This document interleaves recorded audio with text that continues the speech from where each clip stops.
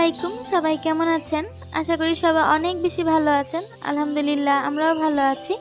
নতুন আরেকটি ব্লগ শুরু করতে যাচ্ছি। আশা করছি বরাবরের মতো আজকের ভিডিওটিও ভালো লাগবে, তাই পুরো ভিডিওর সঙ্গে থাকার অনুরোধ রইল। আজকের ভিডিওটা একদম সকাল সকাল থেকেই শুরু করেছি। এই দিনটা ছিল জুন মাসের 9 তারিখ। এই দিন আমাদের বিবাহবার্ষিকী ছিল। আলহামদুলিল্লাহ সুখে দুঃখে একসাথে 5টা বছর কাটিয়ে দিলাম। আপনারা সবাই দোয়া করবেন আমাদের জন্য। আমি যেহেতু ভিডিও লেট করে আপলোড করি, তার জন্য ভিডিওটা একটু দেরিতে আপনারা দেখতে পাচ্ছেন। বিবাহবার্ষিকী এবং সেই সাথে সামনে ঈদ, এই জন্য আপনাদের ভাইয়া আমাকে বাসার জন্য 3টা চাদর এনে দিয়েছে। মোটামুটি গিফটেই বলা চলে, কেননা এখন বয়সের সাথে সাথে রুচি দিন দিন পরিবর্তন হচ্ছে। আগে দেখা যেত নিজের জন্য কিছু কিনতে পছন্দ করতাম বা নিজের কাজে লাগবে সেগুলো দিলে আমি খুশি হতাম, কিন্তু এখন দেখা যাচ্ছে সংসারের জন্য বা সংসার বিষয়ক যে গিফটগুলো ওইগুলো পেলে বেশি খুশি হই। তো আপনাদের ভাইয়া সেইভাবে আমাকে 3টা চাদর নিয়ে এসে দিয়েছে। তো প্রত্যেকটা চাদরের কালারই খুবই সুন্দর ছিল। আপনাদের সাথে একটু শেয়ার করার চেষ্টা করছি। আপনারা একটু কমেন্ট করে জানাবেন কোন চাদরটা বেশি ভালো লাগছে। আমি যেহেতু বাসাটা নতুন চেঞ্জ করেছি, তো এই বাসার ভিডিও এর আগে শেয়ার করা হয়নি, আজকেই প্রথম শেয়ার করছি। এখনও খুব ভালোভাবে গুছানো হয়নি, খুব ছিমচাম বা অল্প কিছু দিয়ে গুছিয়ে রেখেছি। আমার কাছে একদম হিজিবিজি ভালো লাগে না, মনে হয় যে দেয়ালটা একটু খোলামেলা থাকবে, একটু আলো বাতাস থাকবে রুমের মধ্যে, এরকম ভালো লাগে। যাই হোক, এই যে 3টা চাদর দেখিয়ে দিলাম, এর মধ্যে কোনটা বেশি ভালো লাগছে? আমার কাছে তো এই কালারটা ভালো লাগছে। তার কারণ হচ্ছে আমার রুমের যে পর্দাগুলো আছে সেগুলো মোটামুটি পিঙ্ক কালারের মধ্যে, তো এর সাথে একটু একটু মিলে যাচ্ছে। তো বেশ কিছুই এখনও মিলছে না, আবার অনেক কিছুই মিলে যাচ্ছে। এর জন্য এই চাদরটাই আপাতত বিছিয়ে নিচ্ছি। সেই সাথে রুমের যে ফার্নিচারগুলো আছে সেগুলো একটু মুছে নেব। দেখা যায় যে আমরা 6 তলায় থাকি বর্তমানে, এরপরে এত পরিমাণে ধুলা আসে বলার বাহিরে। একদিন না মুছলে সব কিছু একদম সাদা হয়ে থাকে। প্রত্যেকটা সংসারেই কিন্তু অনেক কাজ থাকে, হোক সেটা বড় সংসার হোক সেটা ছোট সংসার। আপনি যদি কাজ করতে চান তাহলে ছোট সংসারেও দেখবেন যে অনেক কাজ থাকে, সারা দিন কেটে যায়, তারপরে আপনার কাজের শেষ হয় না বা তৃপ্তি আসে না যে এই জিনিসটা একদম গুছাতে পেরেছি। আমার তো খুবই ছোট সংসার, আমার ছেলে, আমি আর আমার হাজব্যান্ড। তারপরেও দেখা যায় যে সারা দিনই আমার ঘর গুছাতে সময় চলে যায়। একদিকে আমার ছেলেও গোছালো করে, অন্যদিকে আমার হাজব্যান্ড, আর আমিও মাঝে মাঝে অগোছালো করি। সেই সাথে রান্না বান্না, তাছাড়া আমি পাখি পালি, আপনারা অনেকেই দেখেছেন ভিডিওতে। ওদের একটা আলাদা টেক কেয়ার করতে হয়। এগুলো করতে করতেই মোটামুটি আমার দিন শেষ হয়ে যায়। এরপর অলসতা থেকে আর ভিডিও আপলোড করতে ভালো লাগে না, মনে হয় যে একটু রেস্ট করি। এর মধ্যে আমি খুব সুন্দর সুন্দর কিছু ভিডিও ক্লিপ নিয়ে রেখেছি, ভেবেছিলাম আপনাদের সাথে শেয়ার করব। বিশেষ করে আমি কাঁচা আম দিয়ে যে আচারগুলো বানিয়েছিলাম সেগুলো, কিন্তু সময় সুযোগ করে আর আপলোড করতে পারিনি। বেশ অনেক মজা হয়েছে। আপনারা যদি কেউ এগুলো দেখতে চান, চাইলে আপনারা পাকা আম দিয়েও করতে পারবেন, তাহলে কমেন্ট করবেন, আমি ইনশাল্লাহ ভিডিওগুলো শেয়ার করার চেষ্টা করব।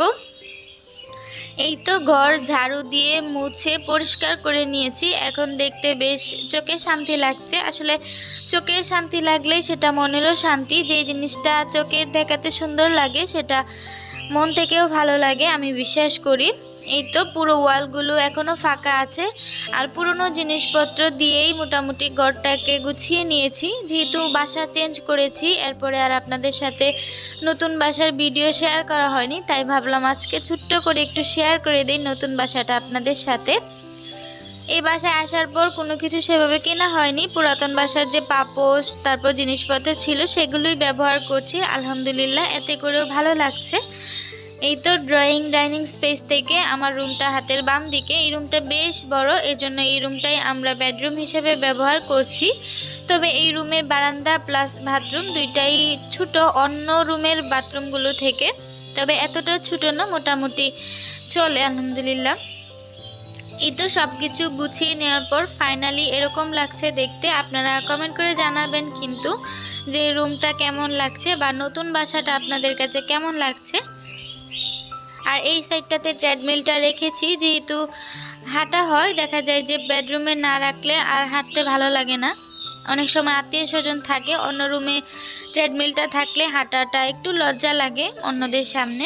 এই তো ব্যালকনিটাও মুছে পরিষ্কার করে নিয়েছি আর গাছগুলোতেও পানি দিয়ে দিয়েছি।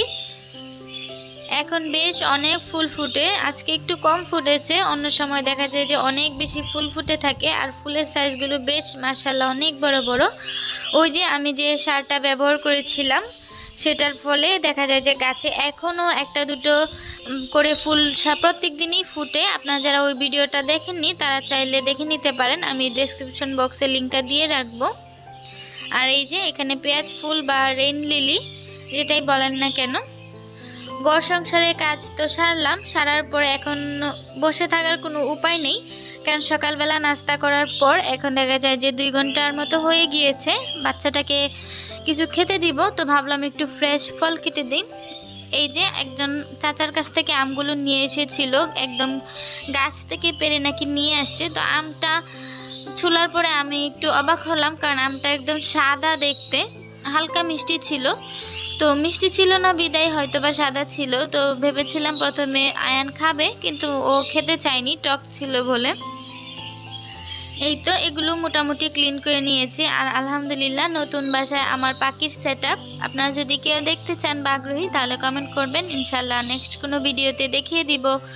আর এই যে ড্রয়িং রুমটা এভাবেই সাজিয়েছি আপাতত, সেটা আর ভালোভাবে শেয়ার করছি না, বললামই তো খুবই ছিমচাম আর অল্প জিনিসের মধ্যে রাখার চেষ্টা করেছি যাতে চোখে শান্তি লাগে। এই তো আমটা দেওয়ার পর প্রথমে সে খুবই খুশি হয়েছে, আমার হাতে চুমু খাচ্ছিল, কিন্তু মুখে দেওয়ার পর আর তার পছন্দ হয়নি। আর এই যে ফ্যানটা আমি ছেড়ে দিয়েছিলাম যে গরম লাগছে বলে, কিন্তু সে সেটা অন্যদিকে ঘুরিয়ে রেখেছে, আবার আমি একটু ঘুরিয়ে দিলাম ওর দিকে,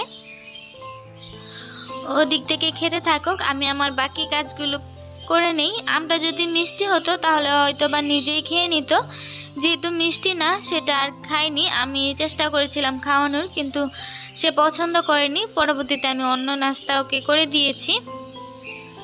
এই তো সামনে ঈদ চলে এসেছে, ঈদ উপলক্ষে ঘর বাড়ি সব কিছু পরিষ্কার করতে হবে, অনেক কাজ অনেক কাজ। যেহেতু বলেছিলাম আমাদের অ্যানিভার্সারি আজকে, তো সেই উপলক্ষে আপনাদের ভাইয়া আমাকে হঠাৎ করে এই সারপ্রাইজটা দিয়ে দিল। বাসায় আসার সময় এই ফ্লাওয়ারটা নিয়ে এসেছে, আমি অনেক বেশি খুশি হয়েছি সত্যি কথা বলতে গেলে। তো আমি বকা দিচ্ছিলাম যে কেন এটা নিয়ে এসেছো, এত টাকা খরচ করার তো কোনো দরকার নেই। তো আপনাদের ভাইয়া উল্টো আমাকে বকা দিচ্ছিল যে জীবনে তো অনেক টাকা পয়সা কামাবো, এত টাকা পয়সা দিয়ে কি হবে যদি শখের বয়সের শখটাই পূরণ করতে না পারি। তো 5 বছর উপলক্ষে সে আমাকে এই ফুলটা দিয়েছে। তো বললাম যে যদি 10 বছর হয় আল্লাহ বাঁচিয়ে রাখে একসাথে থাকতে পারি তাহলে কি করবা, বললো যে পুরো ফুলের বাগান তুলে নিয়ে আসবো। বিবাহবার্ষিকী উপলক্ষে একটু ভালো মন্দ রান্না করলাম নিজেদেরকে নিজেরা খুশি করার জন্য, আর সেই সাথে একসাথে বসে খাবো তার জন্য। বেশিরভাগ সময় একসাথে বসে খাওয়া হয় না, আপনাদের ভাইয়া অফিসেই বেশিরভাগ সময় খাওয়া দাওয়াটা সেরে নেয়। তো আজকে যেহেতু বাসায় আছে ভাবলাম একসাথে খাবো, একটু ভালো মন্দ রান্না করি। সেই সাথে আপনাদের ভাইয়া আমাকে অনেক কিছু গিফট করেছে, সেটাও শেয়ার করব। আজকের ভিডিওতে শেয়ার করলে ভিডিওটা অনেক বেশি লম্বা হয়ে যাবে, আপনারা বিরক্ত হতে পারেন। পরবর্তী যে ভিডিওটা আসবে ইনশাল্লাহ সেখানে শেয়ার করে দিব। এখন পর্যন্ত ধৈর্য ধরে যদি আমার ভিডিওটা কেউ দেখে থাকেন আর ভালো লাগে তাহলে প্লিজ লাইক কমেন্ট করতে ভুলে যাবেন না। আর যদি আপনি আমার চ্যানেলে নতুন হয়ে থাকেন তাহলে সাবস্ক্রাইব করে পাশে থাকা বেল আইকনটি বাজিয়ে দিতে পারেন। আপনি যদি এই কাজটা ইতিমধ্যে করে থাকেন তাহলে আপনাকে অসংখ্য ধন্যবাদ। আজকের ভিডিওটা এই পর্যন্তই, সবাই অনেক বেশি ভালো থাকবেন, কথা হবে পরের ভিডিওতে। আসসালামু